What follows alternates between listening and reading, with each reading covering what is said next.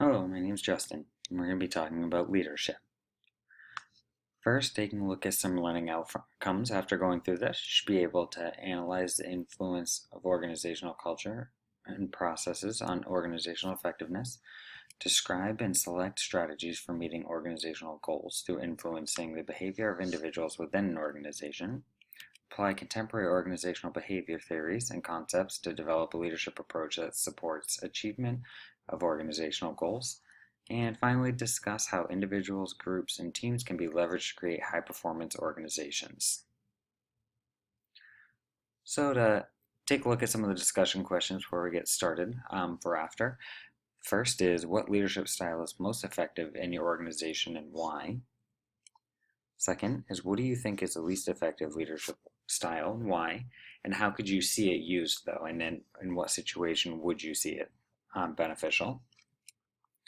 3, in the video about what leaders shouldn't do, think of a time where you saw this happen before and what impact did it make on those that were involved in that situation.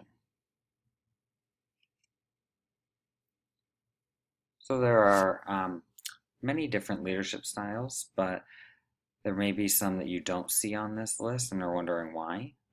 There are many various leadership styles, and we're going to focus on the 5 of the more common styles.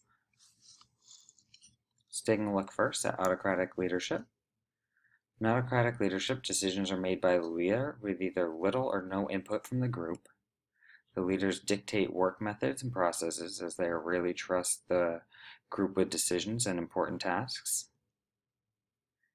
This style works best when decisions need to be made quickly and there's no time to consult the group. And also if the leader is the most knowledgeable person in the group, then this also works well. If this style is used all of the time and not just in those certain situations just described, it can result in the leader seeming bossy or controlling and the group would be unhappy, their opinion doesn't seem valued.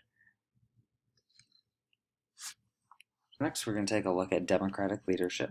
In democratic leadership, the group is encouraged to share their ideas and opinions.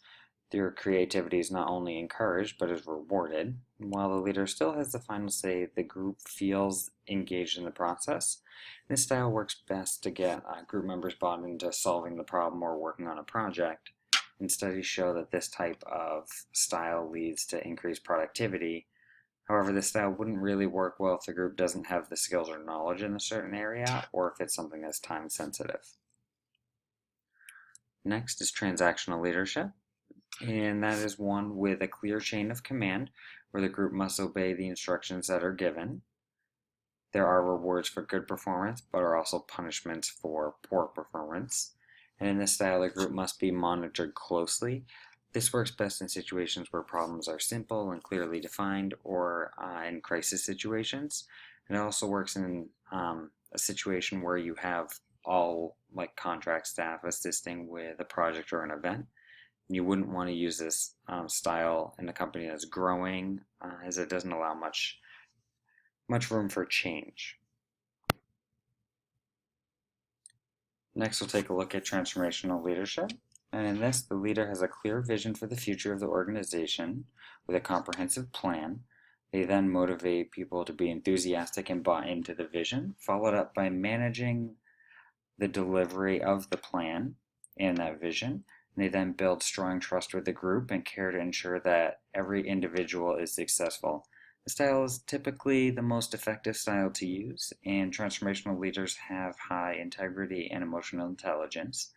And these leaders expect the best from everyone, hold themselves accountable for their actions, and ensure proper communication at all times with the group.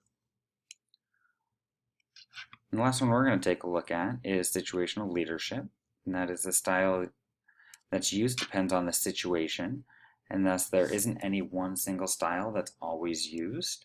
And the leader must determine which style is best for the situation and adapt themselves. The leader adapts, the staff don't in this situation. This requires knowing a variety of theories and styles so that the most appropriate is selected for the situation that's at hand. Now that we've gone over skills that leaders need in various environments, it's also important to know that things that should be avoided. This video will go over a few of the common ones that we may not think twice about otherwise.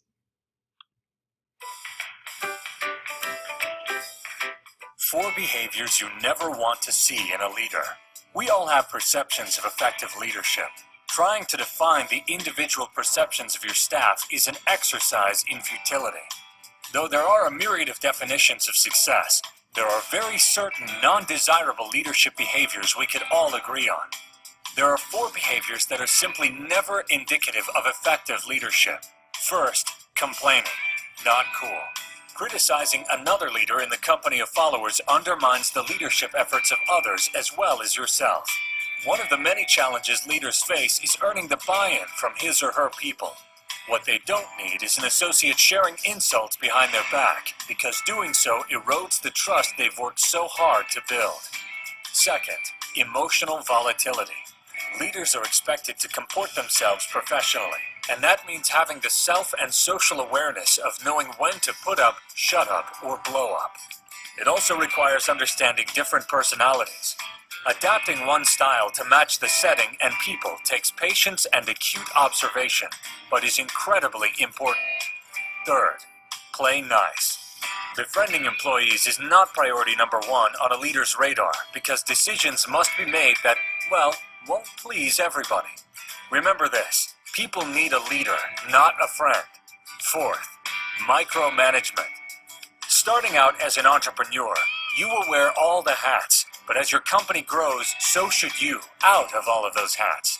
It's not easy removing the tactical, operational, and strategic hats that an entrepreneur initially wears, and then scaling back to just 1 or 2. If you want your company to grow, then you must focus on what you can affect best, and let your people do the same. As a leader, there are certain expectations that others have of you. Stay true to your personality type and leadership style, but always avoid these 4 career-killing behaviors.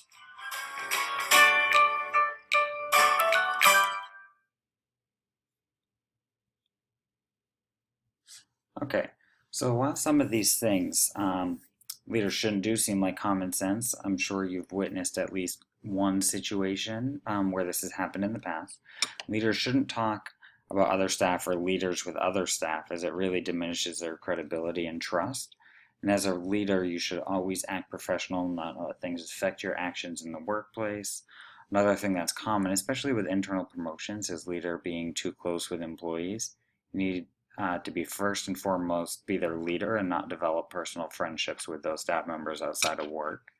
And continuing on the trend of internal promotions, or even if you feel like you know a better way to do something, for the micromanagement side, it's important to let the employee come up with their own solutions, and it will ensure that they're really bought in on that and are continuing to be engaged and really motivated.